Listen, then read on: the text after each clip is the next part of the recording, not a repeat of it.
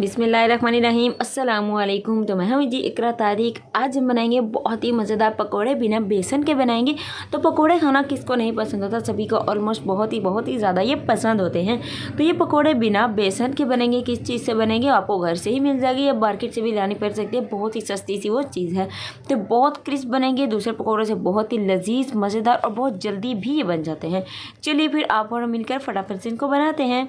बिस्मिल्लाहिर्रहमानिर्रहीम। एक बाउल ले लिया है, उसमें मैं डाल देना है जी 1 कप सूजी यानी कि सेमोलिना जिसे रवा भी कहा जाता है। और इसमें मैं डाल देना है हाफ़ टी स्पून नमक। मसाले यहाँ पर देख लीजिए बिल्कुल ऐसे ही डालने हैं। हाफ़ टी स्पून यहाँ पर अपने डालना है जी लाल मिर्च का पाउडर। बिस्मिल्लाहिर्रहमानिर्रहीम। हाफ़ टी स्पून हल्दी जो कि सर्दी में बहुत ही अच्छी रहती है। और इसमें धनिया डाल देना है 1 टीस्पून।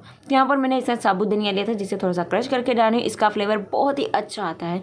थोड़ा सा जीरा और थोड़ा सा हमने इसमें अदरक लहसुन हरी मिर्च का पेस्ट शामिल कर दिया। तो इसमें 2 चुटकी के करीब बेकिंग सोडा यानी कि मीठा खाने वाला सोडा डाल दिए, जिससे ये अंदर तक पकेंगे, कच्चे नहीं रहेंगे, बिल्कुल भी नहीं रहेंगे। तो ड्राई इंग्रेडिएंट को पहले अच्छी तरह से मिक्स कर लें। अब इनको सॉफ्ट कैसे बनाना है चलिए। तो यहाँ पर डालेंगे आधा कप इसमें दही। दही आपने फ्रेश वाला इस्तेमाल करना है, जो बासी होता है 2003-4 दिन का पड़ा हुआ हो वो आपने इस्तेमाल नहीं करना है। तो यहाँ पर इसे अच्छे से मिक्स कर लेंगे। और यहाँ पर थोड़ा सा हरा धनिया भी डाल दिया है।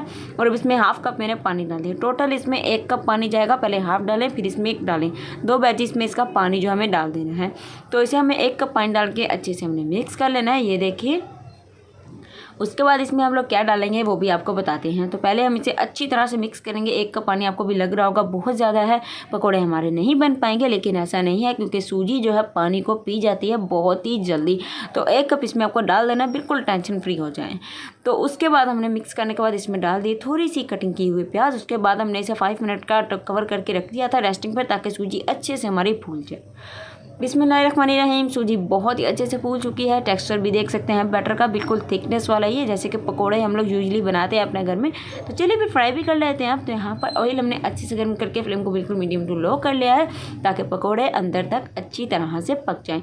आप चाहें तो पकौड़े को हाथों से भी डाल सकते हैं, मैं तो चम्मच से डाल लेती हूँ क्योंकि अक्सर आता होता है फिंगर जो है ना ऑयल में डिप हो जाती है। ऑयल बहुत ही ज़्यादा इस पॉइंट पर गर्म होता है और ये वाली आप लोग जो है टिप मत यूज़ करें। बिस्मिल्लाहिर्रहमानिर्रहीम। तो यहाँ पर पकोड़े जो है बहुत ही अच्छे खासे ब्राउन हो चुके हैं। इनकी साइड को अलट पलट कर हमने पका लिया है। इनको टिश्यू पेपर पर निकालेंगे मज़ीद खस्ता करने के लिए। उसके बाद फिर बस आपको इसकी क्रिस्पीनेस सुननी है आगे वीडियो में। तो ये देखिए जी तैयार हैं। फाइनल लुक भी देख लीजिए और क्रिस्पीनेस आपको पता चल ही रही होगी कितने ज़्यादा क्रिस्प है। अल्हम्दुलिल्लाह माशाल्लाह माशाल्लाह तैयार है जो हमारे बहुत ही मज़ेदार और ज़बरदस्त क्रिस्पी से पकोड़े।